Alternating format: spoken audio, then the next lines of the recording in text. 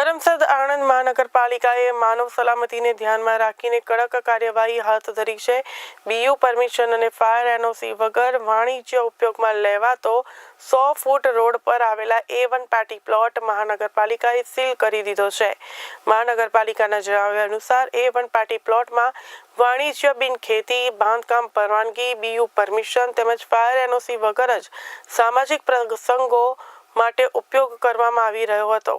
અગાઉ માલિકને નોટિસ આપવામાં આવી હતી, છતાં માલિક તરફથી કોઈ માન્ય દસ્તાવેજો કે પરવાનગી રજૂ કરવામાં આવી ન હતી।